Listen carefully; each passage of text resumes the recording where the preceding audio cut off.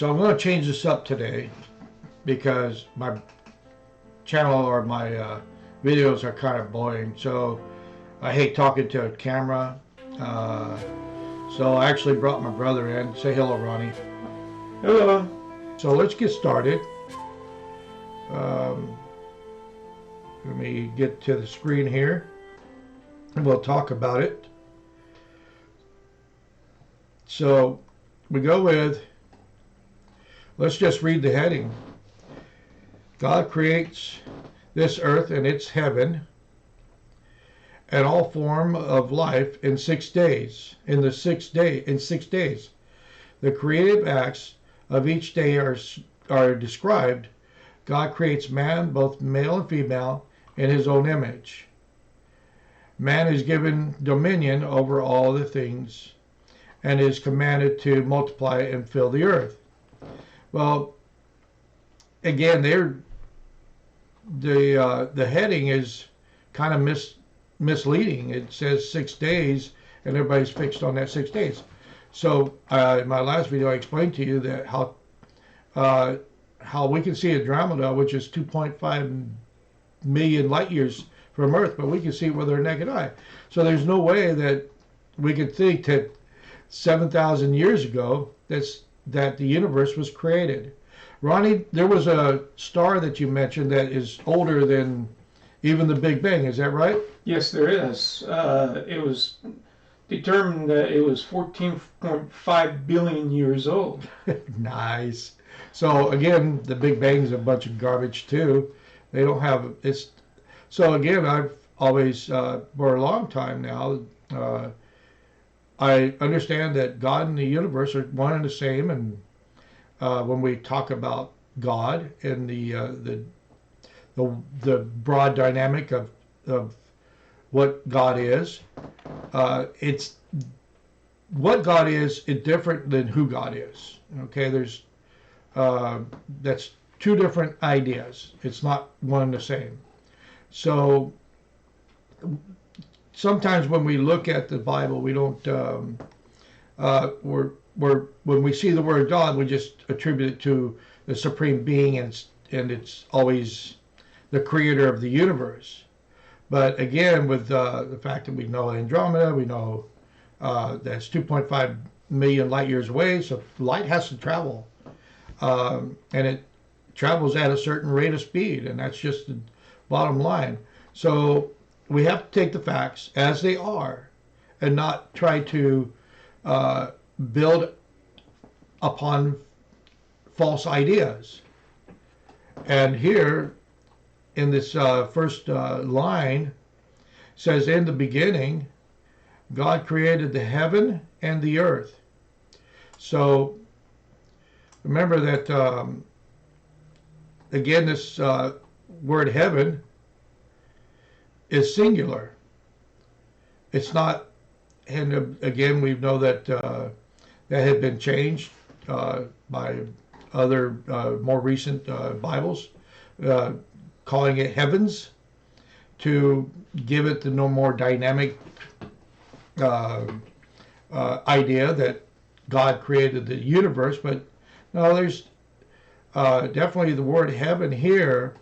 If and I'm put some drop-ins right here, the actually goes along with the other word that is presented down here in verse 8, which God called the firmament heaven.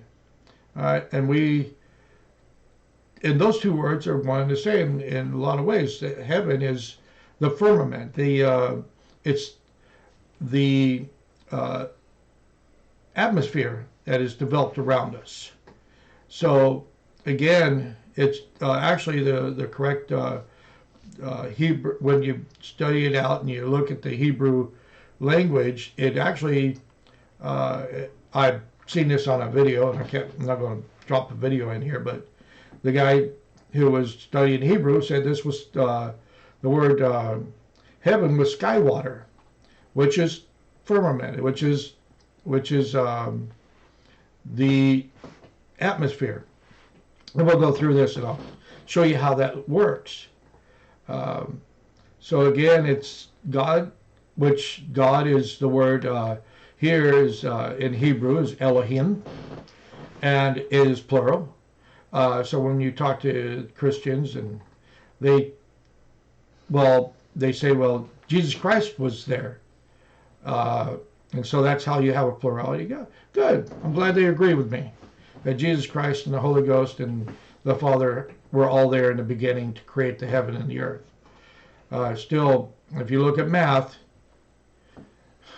again, when you're talking about, when you name people specifically and you give them a title, then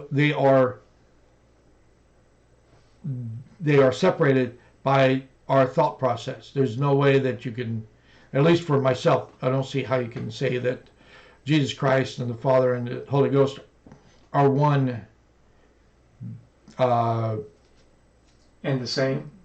Well, not one and the same, or they are the same essence. That there is no separation between the three, and there's a truth to that, but it's an incomplete truth. Because again, the universe, or if you look at God and it's dynamic, you have Jesus Christ, who's a physical being now, or a resurrected being, and you have a Father and a Holy Ghost. They can be one within the dynamic of that God, but yet they're recognized as three separate individuals doing three separate parts of our what would you call it? Three parts of how they're getting things done for man. Well, in the beginning, God created the heaven and the earth, and we know it's singular, and it's, for me, it's the firmament around the earth, which is the atmosphere, and God is Elohim, which is plural. So that's the first idea, and the first understanding of the Genesis chapter 1, and then verse 2 is kind of where the earth was void and full of darkness, and so God, when the Spirit of God moved upon the face of the earth, and then in verse 3 it says, and God said, let there be light. Now again, when you look at the Hebrew language, I didn't look this one up, but I'm sure that if you think about it, it's not till the fourth day that God creates the stars, the moon, and the sun. Where does the light come from? Well, it comes from Him. And so once we start getting into this, to the understanding that don't just read things, the line, and say, oh, that's just the end of the idea. When we continue on with the conversation in the Bible, you're going to see that light could very well, in this verse, could very well be what you call force or flow, things to make things move, because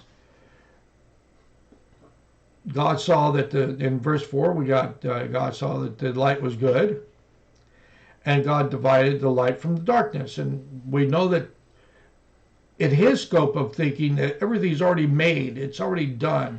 But what He's talking about is the rotation of the earth. Because once you get the rotation of the earth, look what happens here. In verse 6, it says, and God said, let there be firmament in the midst of the water, and let it divide the waters from the waters.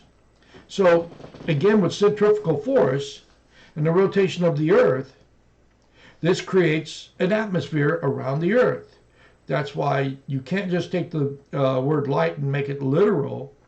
That what is happening is he's talking about the force which makes the earth move, and the rotation, and its rotation, so that it can use centrifugal force to make the atmosphere.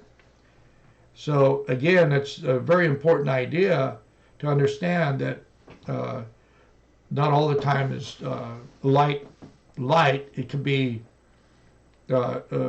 because again, the Bible's translated from one language, and they're trying to make that one language fit another language, and they're trying to, and there's, in the Hebrew, you could probably find 10 different words that would fit the Hebrew word in the English language.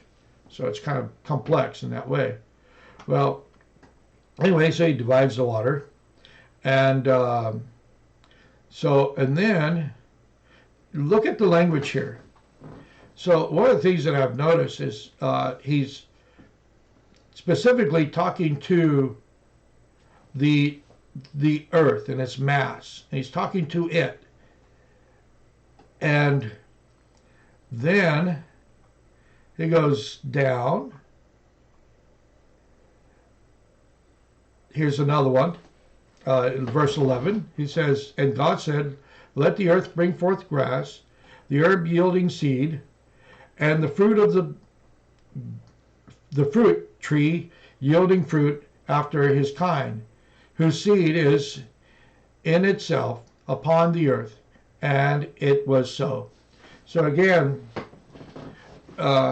if we take this and just think about it, he's not doing anything that we are not doing today. He's doing it from genetic design, and he's creating plants. And today we know that we can alter plants quite in a big way by gene splicing and genetically altering these plants. So we're getting close to the fact that we can actually start building things from a very micro level. So like the pluot. What is it? Like the pluot. Okay, tell me what that is, Ronnie. It's a combination. It's a combination of a plum and an apricot. Yeah, exactly. The pluot. Very good. And there's several different kinds, and grafting helps that out. But there's also where we're genetically altering corn so that it can be more resistant to bugs. And that's why sometimes there's a certain kind of corn that can only be used for feed for animals, and then there's a certain kind of corn that is not genetically altered that can be used. They genetically alter it with putting it together with a gene from the peanut, and so so they're doing this stuff to make the variety more hardy, and so it doesn't get ate up by boll weevils and other bugs. But you can't feed that to humans because humans, some people are allergic to peanuts, so they have to actually divide these fields up so that they don't crossbreed in a way. So again, so God is doing stuff from a very foundational foundation of things, but we're getting closer. And so then again, and the 14th says, here's what I'm talking about. When it comes to how light is used, in verse 14 it says, "And God said, let there be light in the firmament of the heaven to divide the day from the night, and let them be for signs and for seasons and for days and years." It's pretty basic. Again, he does this on the fourth day. All right. He doesn't do it on the second day. He doesn't do it on the first day. He does it on the fourth day. So again, we have to put these things in perspective so we don't, again, create false ideas and false stories and myths. So now where are we at here? And then we go down. Here's where it gets quite interesting.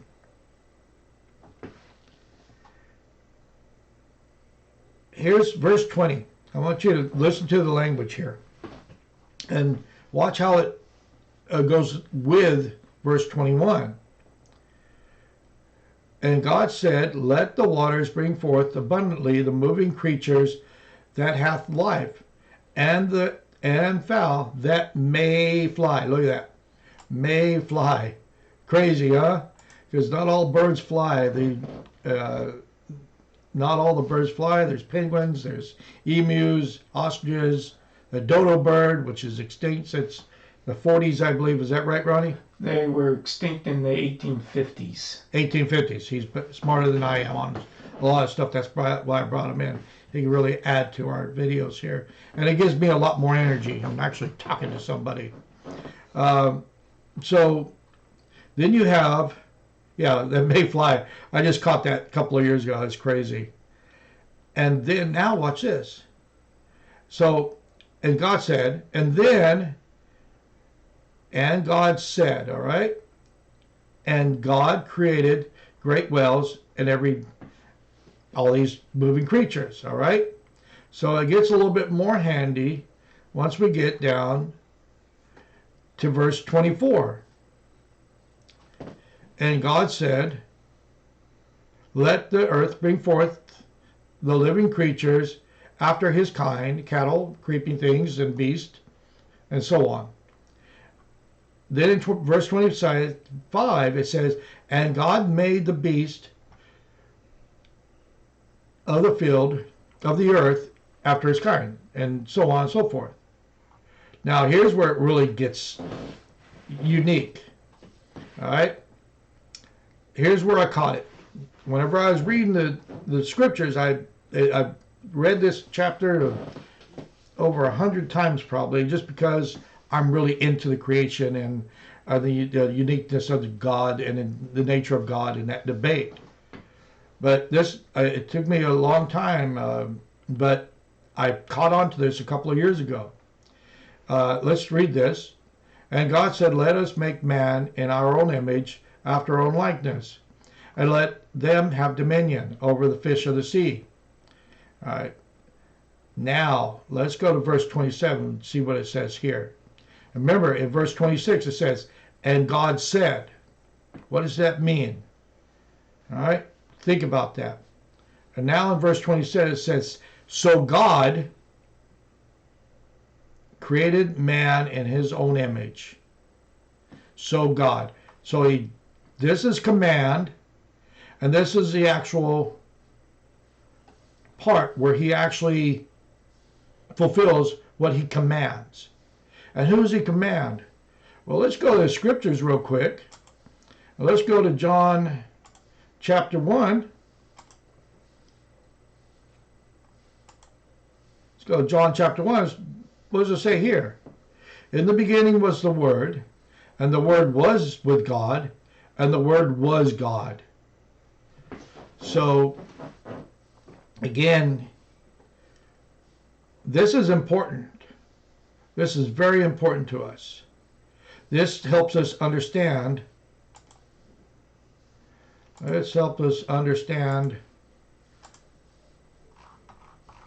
this and all the other places where it looks like that God is commanding and then the work is being done.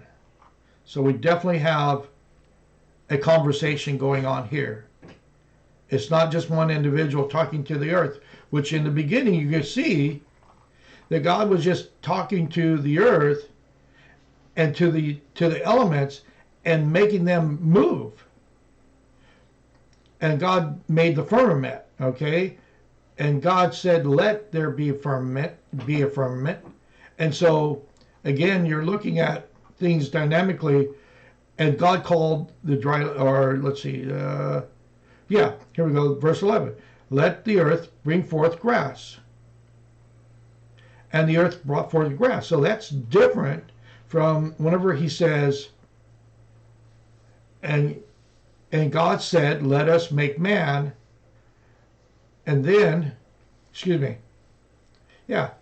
and then in verse 26, it says, and God said. In verse 27, it says, so God created.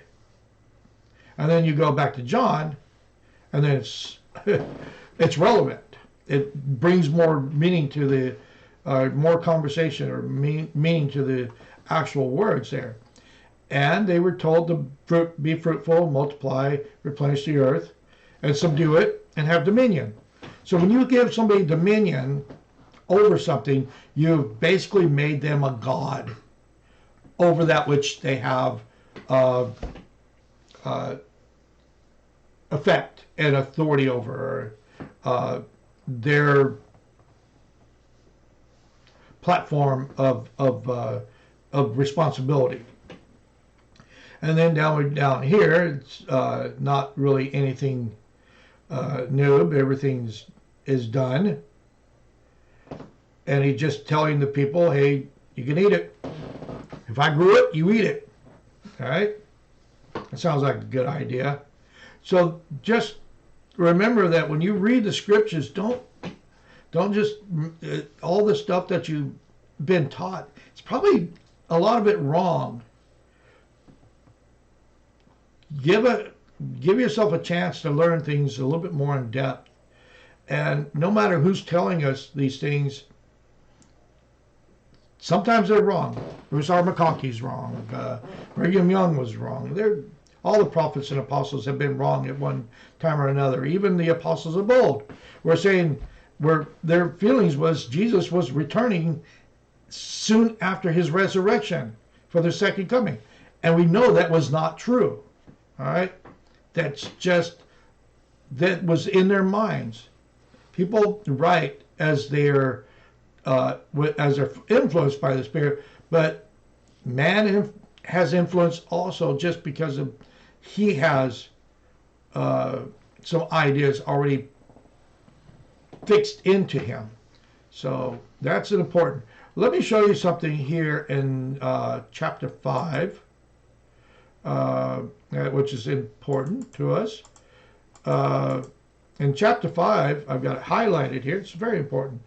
Right down here, male and female created he them, and blessed them, and called their name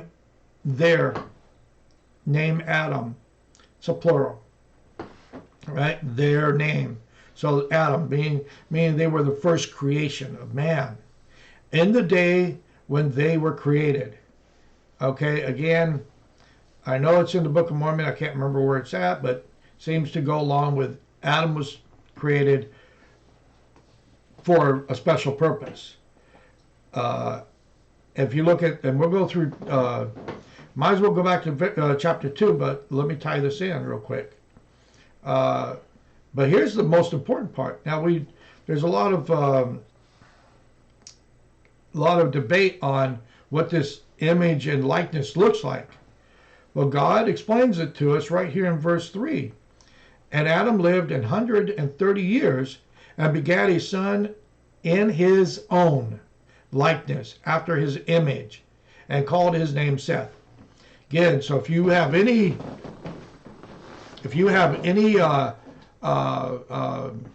ideas that outside of what is just common sense, I guess, likeness and image after the manner of which Adam is in the likeness and image of God. All right? It's pretty much a given what is being talked about there. So now we go to chapter 2. Now look at this. You have God resting on the seventh day.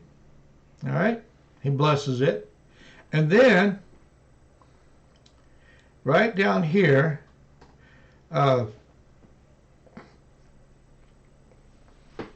it says, but there went up a mist from the earth and watered the whole face of the ground. All right? And the Lord formed man of the dust of the ground and breathed into his nostrils breath of life, and man became a living soul. And then he put him in a garden eastward. So he can't put him in a garden unless the garden has already been built. Plain and simple. So he had already planted, he had already done all the work on the first 6 days to create the earth and put humanity on earth already. This is specifically to Adam, and because Adam has a special role, he is to bring forth. His role is to bring forth the salvation of man through his seed. It's pretty simple. I don't know how people missed it, but it's just the way it is. But he forms man, he puts him in the garden, and the garden had already been built because God had already planted, already made the herbs and the trees and all the different things. So some people would say, well, he's creating spiritually minded, spiritually in the first chapter, and all of a sudden he's bringing forth the actual work in the second chapter here. Or there's two different writers, the first writer and there's a second writer. I disagree with that completely, both those ideas. It is what it is. God was telling Moses, and Moses was writing this stuff down. It's pretty, plain that way. But because of the, again, false narratives, you get locked into these ideas that are just absolutely unyoked with any truth. But you go along with it because everybody else is. Is that true, Ronnie? Yeah, I mean, we need to think outside the box a bit. I think outside the box. Do you agree? Yeah. So, but anyway, so he commands them to, all that. And then he starts to make his animals for him. All right? And then he's telling him to name the animals, and then he's created a woman for him.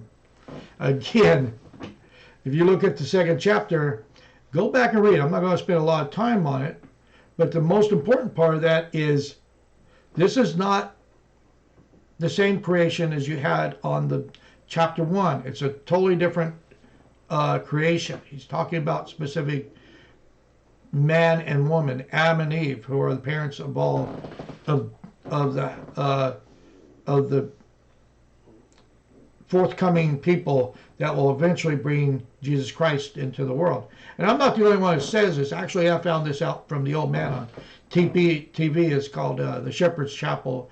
I love that one. He was very honest about the scriptures, and I like the way he presented things. And so I'm not afraid to step outside the box. And his name was Arnold Murray.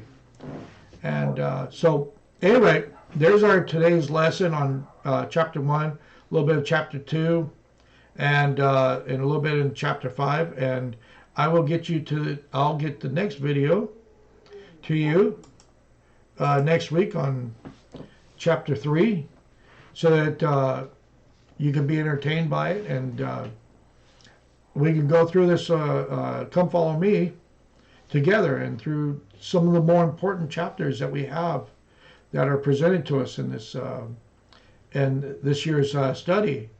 So hopefully this brings a little bit of light to you, and it helps you get through some hard thinking, that we don't have to be locked into some one idea, because I'm sure that whenever I get to heaven and I'm talking to God, and God is not petty. He doesn't, all he wants us to do is love him. And if we love him, then we're going to love our neighbor. And that's the most important part. And he says, if you love me, keep my commandments. All right? So there's a lot to that. But he's not petty on us, on how we recognize the universe, or if it was created or not created. He's not petty about if there's three separate people or how that looks, because it's really dynamic and just language. He's not petty about anything like that. He just wants us to love each other.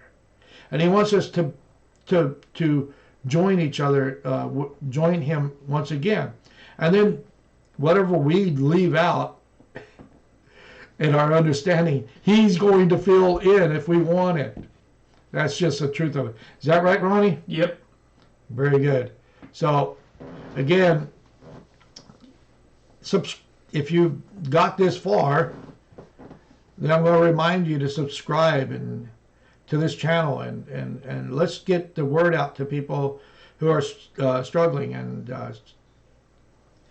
and like this video and share this video, and leave a comment.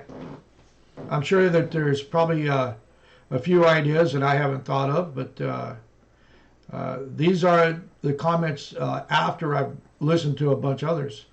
So you guys have a great day, and we'll see you again for the next lesson on the creation.